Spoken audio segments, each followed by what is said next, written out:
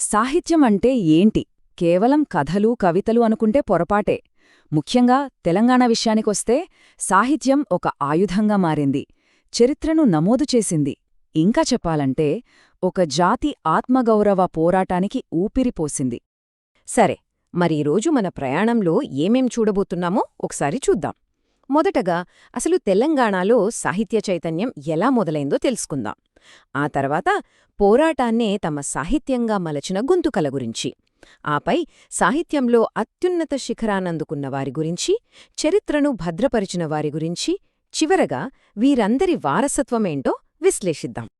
అసలు ఈ గొప్ప రచయితల గురించి తెలుసుకునే ముందు వాళ్లకి పునాది ఎక్కడ పడిందో చూడాలి కదా.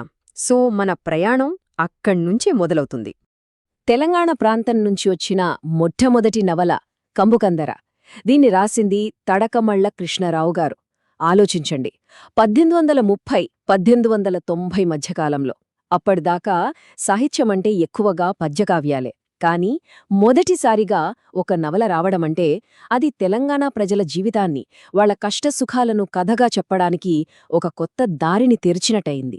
ఇది ఒక రకంగా చెప్పాలంటే ఒక పునాది రాయి. సరే, పునాది పడింది. మరి ఆ పునాది మీద పోరాట సౌధం ఎలా నిర్మితమైంది? ఇప్పుడు మనం కలవబోయేది కేవలం రచయితలను కాదు, తమ కలాన్నే కత్తిగా చేసుకుని నిరంకుశత్వంపై పోరాడిన యోధులను. ఆ పోరాట స్వరాల్లో వినిపించే మొట్టమొదటి, అతి ముఖ్యమైన పేరు వట్టికోట ఆళ్వారుస్వామి. ఈయన పేరు, ఈయన జీవితం, ఈయన రచన ఇవన్నీ తెలంగాణ ప్రజా ఉద్యమాల నుంచి వేరుచేసి చూడలేనివి. ఆయన జీవితాన్ని చూస్తే అడుగడుగునా పోరాటమే. చూడండి, 1915లో నల్గొండ జిల్లాలో పుట్టారు. 1942–43లో దేశమంతా క్విట్ ఇండియా ఉద్యమం జరుగుతున్నప్పుడు అందులో పాల్గొని జైలుకు వెళ్లారు. ఆ తర్వాత 1946 నుంచి 51 మధ్య నిజాంకు వ్యతిరేకంగా పోరాడినందుకు ఇందూరు జైల్లో కఠినమైన శిక్ష అనుభవించారు. ఈ అనుభవాలన్నీ ఆయన కలానికి పదునుపెట్టాయి. మరి ఆ అనుభవాల నుంచి పుట్టిన అక్షరాలే ఇవి, ప్రజల మనిషి, గంగు లాంటి నవలలు. ముఖ్యంగా చెప్పుకోవాల్సింది జైలు లోపల గురించి. ఇది చాలా ప్రత్యేకం. ఎందుకంటే ఈ కథలను ఆయన జైల్లో ఉండి జైలు జీవితం గురించే రాశారు. అంటే తను ప్రత్యక్షంగా చూసిన, అనుభవించిన వేదనను అక్షరాల్లోకి తెచ్చారన్నమాట. అంతేకాదు, దేశోద్ధారక గ్రంథమాల అనే ఒక ప్రచురణ సంస్థను కూడా స్థాపించారు. అందుకే ఆయనకొక గొప్ప బిరుదు ఇచ్చారు, అదే తెలంగాణ గోర్కీ. ఎందుకంటే ప్రపంచప్రసిద్ధ రష్యన్ రచయిత మాక్సిమ్ గోర్కీ ఎలాగైతే సామాన్యుల పక్షాన నిల్చాడో, వాళ్ల కష్టాలను ప్రపంచానికి చూపించాడో, అచ్చం అలాగే ఆళ్వాలు స్వామి తెలంగాణలోని పేద ప్రజల గొంతుక అయ్యారు. అందుకే ఈ గౌరవం. ఆళ్వారు స్వామి తర్వాత మనం చెప్పుకోవలసిన మరో ముఖ్యమైన వ్యక్తి దాశరథి రంగాచార్య గారు. ఈయన కథ కూడా స్ఫూర్తిదాయకమే. చిన్నప్పట్నుంచే, అంటే స్కూల్ రోజుల్నుంచే అన్యాయాన్ని ఎదురించే నైజం. ఆయన కలం నుంచి జాలువారిన కొన్ని ఆణిముత్యాలివి. ముఖ్యంగా 2 నవలల గురించి మనం తప్పకుండా మాట్లాడుకోవాలి. ఒకటి చిల్లర దేవుళ్ళు, రెండోది మోదుగుపూలు. ఇవి ఊరికే నవలలు కాదు, నిజాం పాలనలో తెలంగాణ పల్లెలు ఎలా ఉండేవి, అక్కడి దొరల వ్యవస్థ, ప్రజల బతుకులు ఎలా నలిగిపోయాయో కళ్లక్ కట్టినట్టు చూపిస్తాయి. ఒక రకంగా ఇవి చారిత్రక గ్రంథాలు. వీటితో పాటు ఆయన ఆత్మకథ, జీవనయానం, అలాగే వేదాలను కూడా తెలుగులోకి అనువదించడం ఆయన పాండిత్యానికి నిదర్శనం. ఆయన ప్రతిభకు, ఆయన రచనల శక్తికి వచ్చిన గుర్తింపిది. చిల్లరదేవుళ్ళు నవలకు జాతీయ సాహిత్య పురస్కారం లభించింది. అంటే ఆలోచించండి, తెలంగాణ పల్లెటూరి కథ దేశవ్యాప్తంగా గుర్తింపు పొందింది. అది ఆ రచనలో ఉన్న బలం. ఇప్పటిదాకా మనం పోరాట స్వరాల గురించి మాట్లాడుకున్నాం. ఇప్పుడు భారతీయ సాహిత్యంలోనే అత్యున్నత శిఖరాన్ని అందుకున్న తెలంగాణ తేజం గురించి తెలుసుకుందాం. ఆయనే జ్ఞానపీఠ్ పురస్కార గ్రహీత డాక్టర్ సి. నారాయణరెడ్డి. మనందరికీ ప్రేమగా సినారేగా తెలుసు. ఆయన అందుకున్న పురస్కారాలు చూస్తే ఆయన స్థాయి ఏంటో అర్థమవుతుంది. ప్రయాణం చూడండి. 1973లో మంటలు మానవుడుకు సాహిత్య అకాడమీ అవార్డు, 1977లో పద్మశ్రీ, 1992లో పద్మభూషణ్.